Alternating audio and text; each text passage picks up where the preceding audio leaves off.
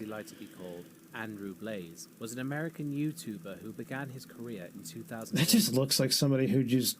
It's okay to bully. I don't know. 16 years old. His channel consisted of comedy. What's fucked up is this guy was apparently a huge Onion fan. If that goes to say anything about his fucking fan base. Sketches similar to those made by Make Me Bad 35.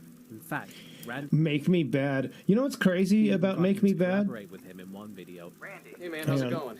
Look, I'm just calling because I made a huge mistake. I don't want to look at this douchebag. Oh, okay. So, you want me to send him back? Yeah, I gotta patch things up. You know what's fucking funny? I find this guy's comments on, like, some of the rarer metal stuff I listen to, like, all the time on YouTube. Like, I'll see him on just, like, some really obscure stuff.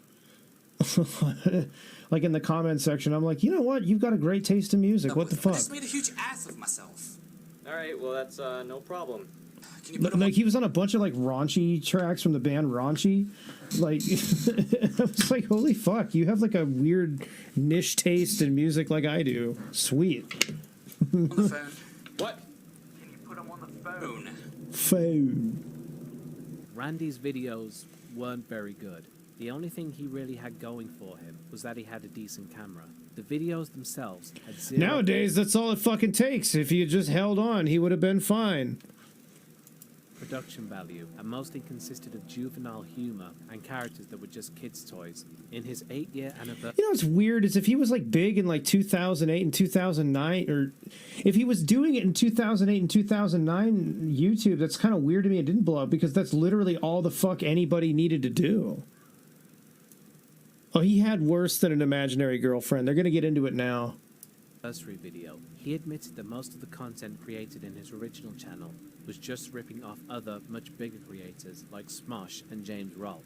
I did videos over the years that were just parodies of other YouTubers. In the beginning, I started videos that were similar to Smosh with sketch videos that transitioned to stuff similar to Fred. Then it went into Make Me Bad 35 territory, and it just kept building up into this parody area. You know what sucks stuff, which people grew to love, which it makes me wonder what would have happened had I done more of those. But in all honesty, it was just a rip-off of James Nintendo Nerds, it's bullshit. Not James Nintendo Nerd, the angry video game nerd, you know who I mean. Eventually, Randy would change his content completely to a much darker and stranger style. He created Ember's Ghost Squad, a channel based around the character Ember McLean from the cartoon series Danny Phantom, created by Butch Hartman. Randy had a deep obsession with the character, saying that from the moment he first saw her, something resonated within him. Like if you look on the poster behind me, those were inspired by Ember McLean, which is a ghost from a TV show called Danny Phantom. But this ghost, this woman always connected with me. Ever since I first saw her, something changed. And it wasn't like I grew up or anything like that. Like I realized, oh my gosh, I'm attracted to girls and all this. No. It just, something changed. It was like a spark. And it just connected with me, it made me feel warm inside. And it felt very familiar, which was strange. It was like I'd seen her before. And I just grew attached to her. Imagine being so disconnected from what's going on in your household that you walk into your son's room and you see all this shit everywhere and you actually don't think there might be a problem. Unlike anything I ever had in my life. It was like my first crush, and it's a cartoon, Yeah, and sadly it wasn't Raven from Teen Titans. It was fucking Danny Phantom, you goddamn pleb. Ember's Ghost Squad was a series made as a way for Randy to live out his fantasy of being able to live in Ember's world. For the love of Ember, Froggy, you're a ghost! Ghosts don't eat! What the fuck?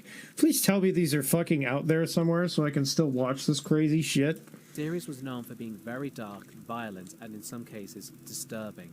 It was clear that this series was greatly affecting Randy's mental health. He began believing... Hey, you know what?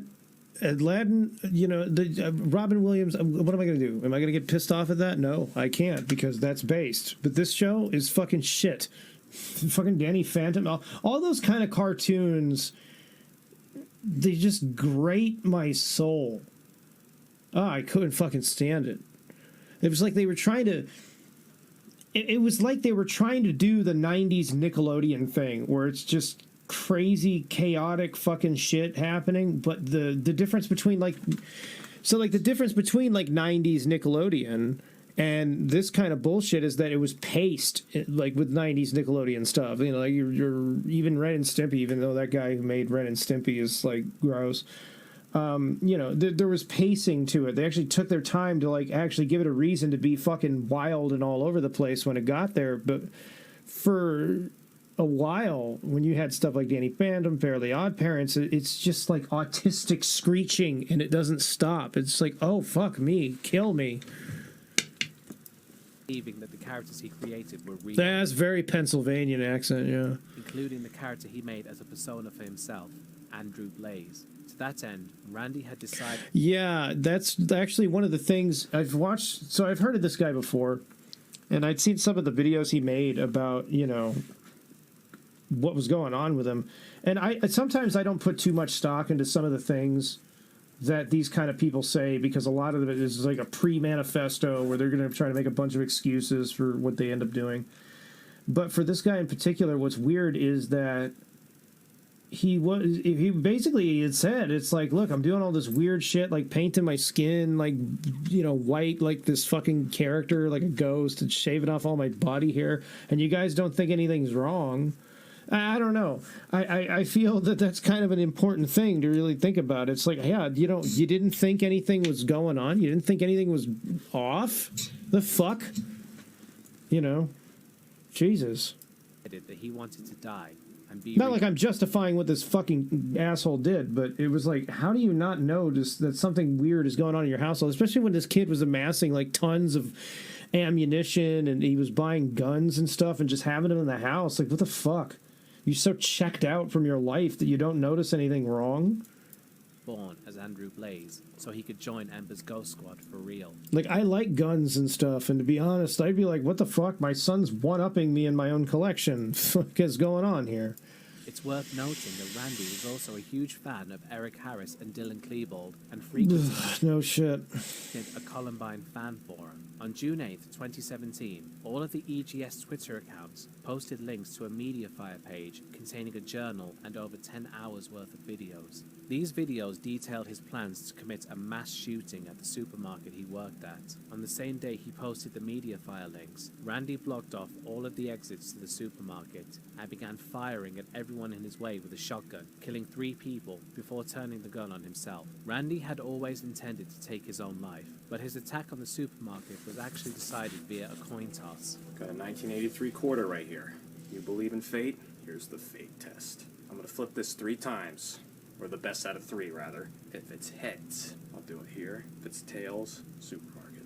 Tails. Ember's Ghost Squad wasn't his only motivation for what he did. His other reasons included the bullying he received in high school, his hatred for his parents, his bitterness over his lack of success on YouTube, and his general hatred for the world. It's honestly hard to feel sorry for him, though, as he... I don't feel sorry for him, but I just find it weird that, you know, like I said, that just goes down and...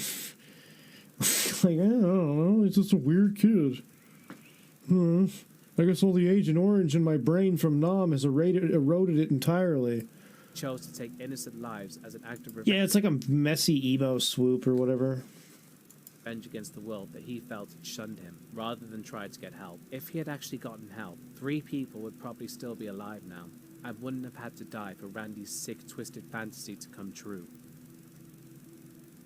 Yeah, so he can fuck a cartoon.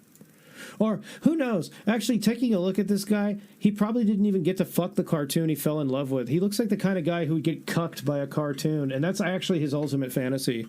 Like, he needs to be a loser in the afterlife just as he was in life.